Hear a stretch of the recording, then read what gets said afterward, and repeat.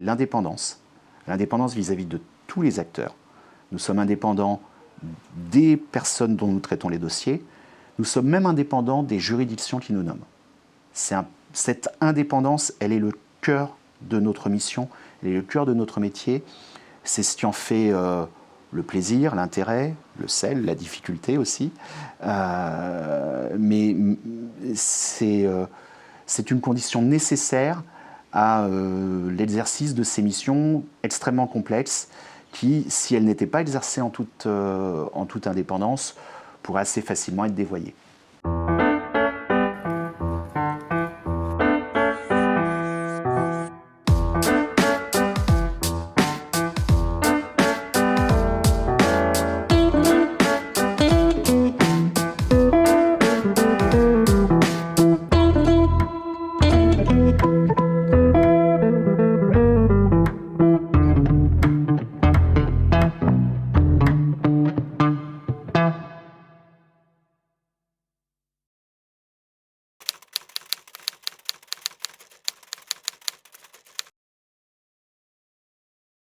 En fait, au début, c'est un pur hasard. Je sortais d'une grande école de commerce. Après mon service militaire, j'avais fait un petit parcours dans le conseil, dans des grands cabinets internationaux, dans deux cabinets précisément. Et j'ai vu passer une petite annonce. Je suis allé voir présenter ma candidature. Il se trouve qu'un des deux associés était un ancien de la même école. On ne sait plus. Je suis rentré là-dedans, je ne savais pas ce que c'était. Avant, je ne savais même pas que cette profession existait. Je n'avais pas suivi de formation juridique à HEC. J'étais plutôt un profil management, comme on dit en franglais, gestion d'entreprise et finance. Et puis j'ai été plongé dans le grand bain tout de suite. 3 jours après être arrivé, je me suis retrouvé dans un comité d'entreprise. La semaine suivante, c'était une réunion avec des banques. La semaine d'après, avec les pouvoirs publics. Et j'ai découvert un monde nouveau, assez fascinant pour moi, où on faisait tous les jours des choses différentes, on traitait des dossiers différents, on rencontrait des personnes très différentes. Le métier m'a passionné et j'ai plongé et j'ai décidé de passer l'examen professionnel, de devenir moi-même administrateur judiciaire en titre, en ayant d'abord été salarié pendant quelques années, de créer mon petit cabinet. L'essentiel de notre activité, c'est quand même l'entreprise en difficulté. Et une entreprise, c'est une notion qui juridiquement n'existe pas vraiment et qui est en fait un corps social.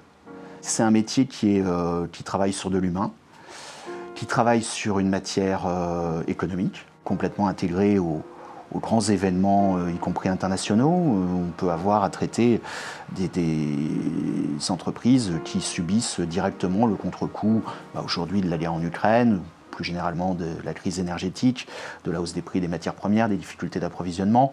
Ça, c'est dans les médias. On a connu dans le passé d'autres crises internationales qui avaient des répercussions économiques. Celles qu'on peut voir à la télé, au journal de 20 h, nous, on les voit dans les yeux et les propos de nos interlocuteurs qui nous expliquent pourquoi ils arrivent dans notre bureau dans une situation de crise.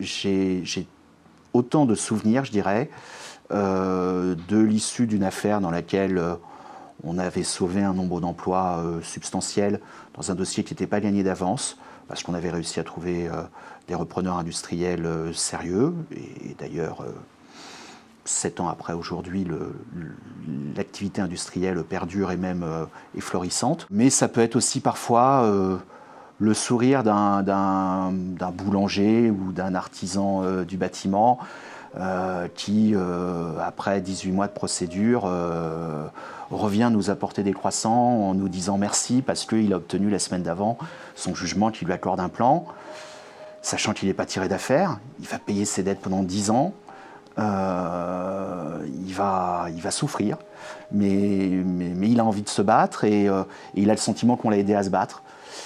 Et ouais, voilà, je dirais que ces bons souvenirs, il y en a tellement que j'ai pas réussi, enfin il y en a tellement, malheureusement il y en a aussi des très mauvais, mais le plaisir d'avoir aidé quelqu'un à s'en sortir. Voilà. C'est jamais nous qui sommes les responsables du sauvetage, hein, que ce soit d'une entreprise ou d'une situation quelle qu'elle soit. C'est toujours un travail qui implique divers intervenants. Au premier chef, le chef d'entreprise lui-même, ses conseils, les mandataires de justice, le tribunal qui a su adopter la bonne solution. C'est réjouissant et en même temps on passe tout de suite à autre chose. C'est l'aspect un peu paradoxal, c'est qu'on n'a jamais le temps de se réjouir de cette satisfaction. C'est des moments fugaces, plaisants, c'est ce qui fait probablement que le métier n'est pas déprimant, parce que sinon il pourrait l'être. On fait souvent le parallèle entre notre métier et un médecin, et plus précisément avec un médecin urgentiste. Un médecin urgentiste, il voit passer des tas de patients, malheureusement il y en a quelques-uns qu'il n'arrive pas à sauver, et puis de temps en temps il a le plaisir de soigner un enfant qui a été renversé par une voiture et de réussir à sauver sa jambe qui aurait été perdue si on était arrivé 2 heures plus tard. Et ben nous on se sent toute proportion gardée, parfois dans la même situation. Voilà, on est content d'avoir pu aider quelqu'un à régler une situation qui était délicate et qui n'aurait peut-être pas été réglée si elle avait été abordée d'une autre manière ou plus tardivement.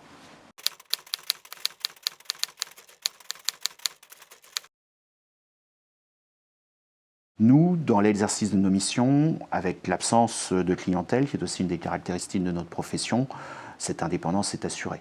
Le chantier pour l'avenir, et je ne voudrais pas paraître conservateur en disant ça, c'est le maintien, c'est la sauvegarde de cette indépendance.